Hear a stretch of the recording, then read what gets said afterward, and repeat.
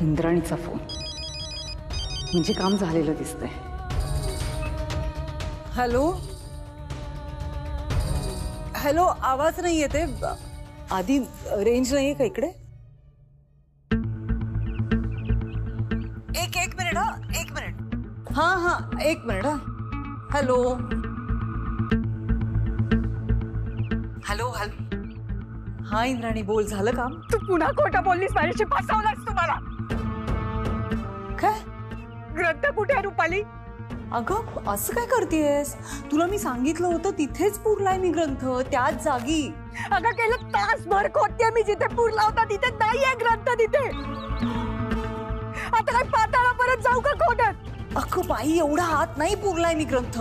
रुपाली, मी already खूप खोल खड्डा काढलाय आणि तिथे ग्रंथ नाहीये.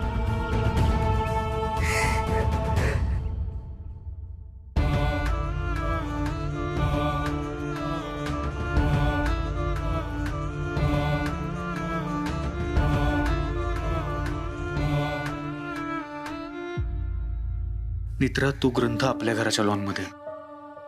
आपण आत्ताच्या आत्ता तू ग्रंथ काढूयात. नाही, आपण असं नाही करू शकत. नित्रा, तो ग्रंथ आपल्या घराच्या लॉन मध्ये, आपल्या जागेत आहे. आपल्याला कशाची भीती आहे? आणि तो ग्रंथ आपण बाहेर काढून सगळ्यांसमोर आणूयात. सगळ्यांना कळू देत ती इंद्राणी नक्की काय. नाही, आपण नाही असं करू शकत. नित्रा, पण का?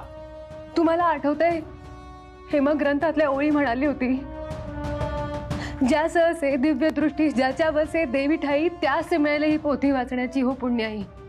कोणी केली जर तरीही आगळी कान धिटाई, त्याची मती गुंग होई आणि बेटे बेटे मग यमाई. तुम्हाला अर्थ कळतोय का या ओळींचा? याचा अर्थ, ज्याला दिव्य दृष्टी असेल तोच हा ग्रंथ वाचू शकतो. आणि तरीही कोणी हा ग्रंथ वाचण्याचा प्रयत्न केला तर त्या मी मला नाही वाचवू शकले. मला तुमची इतर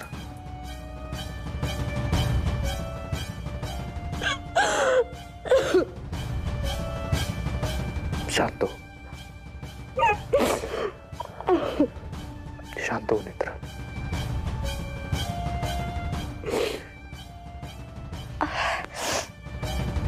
मला काही होणार नाहीये. तू आहेस ना माझ्यासोबत, माझी बॉडीगार्ड, माझी रक्षा कवच. तुम्हाला का कळत नाहीये? त्रिनयना देवी आईचा ग्रंथ आहे तो. लोकांचे जीव गेलेत. आता मी नाही तुम्हाला त्याच्या जवळ जाऊ देऊ शकत. तुम्हाला काय कोणालाही नाही. त्या इंद्राणीताई आता तो ग्रंथ बाहेर काढणार होत्या.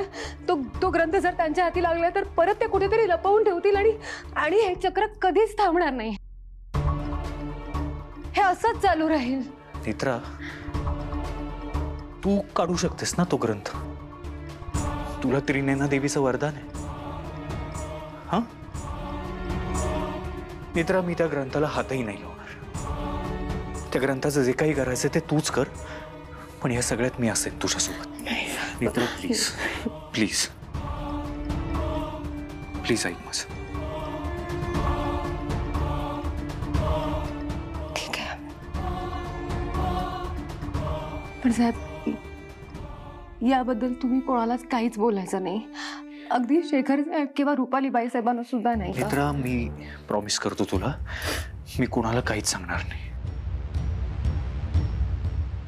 ठीक आहे?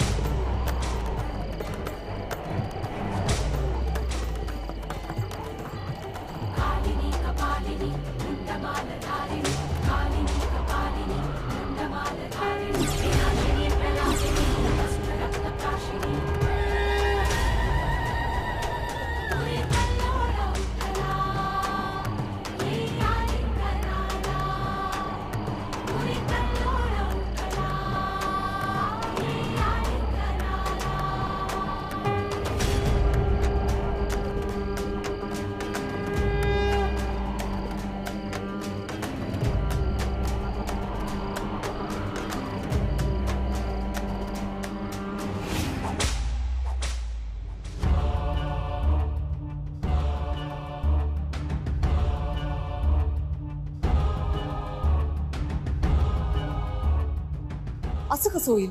ग्रंथ नाही असं कसं होईल? मी जी जागा दाखवली होती तिथेच बघतीस ना, तिथेच खणलंयस ना, का दुसरीकडे खणलंयस? मला मूर्ख समजतेस का तू रुपाली? मूर्खच आहेस तू, मूर्खच आहेस.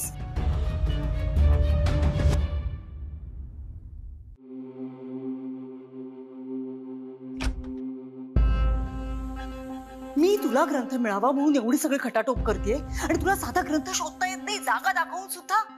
अगं तिथेच आहे, बघ ना, तिथे खण, म्हणजे मिळेल ग्रंथ.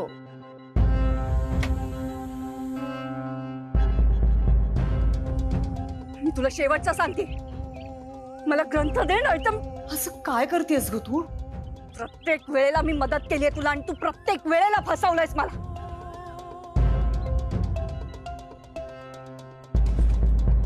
आता नाही, आता मला ग्रंथ दे रुपाली. हे बघ, मी खोटं बोलत नाहीये. मी तुला सांगितलं ना, तिथेच आहे ग्रंथ. जरा एकदा नीट बघ प्लीज.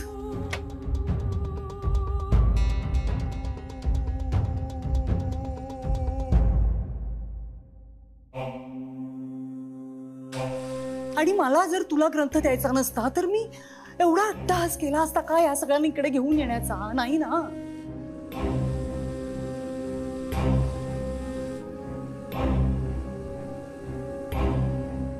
अगं असं काय करतेस? बघ ना नीट, जरा बघ.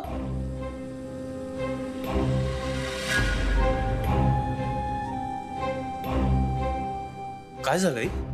ऐक ऐक ऐक, मी मेसेज केलाय ना, तो वाच जरा. ग्रुपवर केलाय. अगं मी नाही येऊ शकत, मी फॅमिली बरोबर बाहेर आली आहे. नाही, मी बोलते तुझ्याशी नंतर. ठेवते फोन. Bye bye.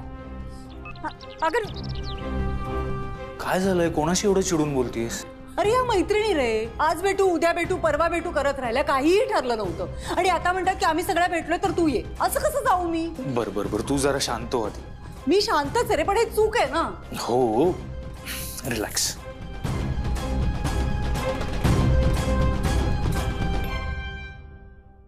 नक्कीच ग्रंथ सापडत नाहीये म्हणून हे सगळं सुरू आहे.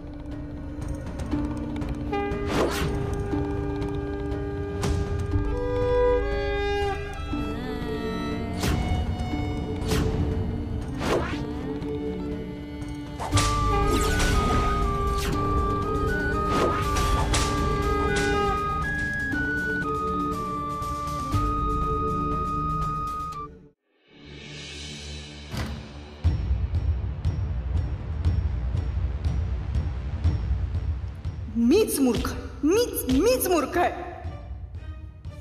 रुपालीने फसवलं मला.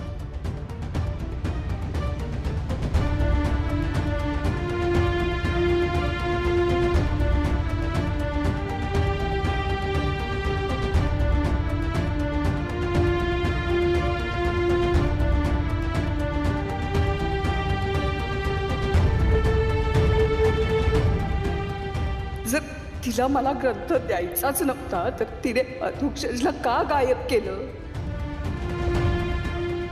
नाही,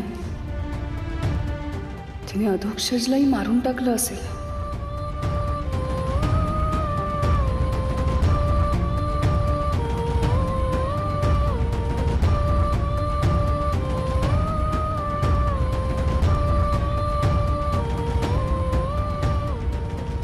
मीच मूर्ख आहे म्हणून तिच्यावर विश्वास ठेवला.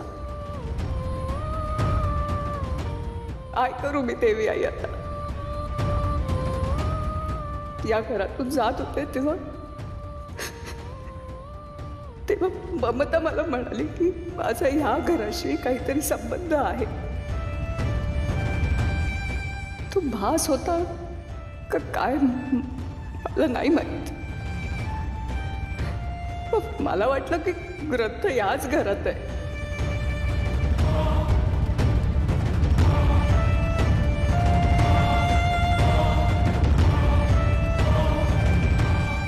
माझा संयम संपतो. हा ग्रंथ शोधण्याच्या मागे माझ्या हातून खूप वाईट कृत्य घडली आहेत. देवी आई मला मदत कर. मला मार्ग दाखव देवी आई. मला मार्ग दाखव.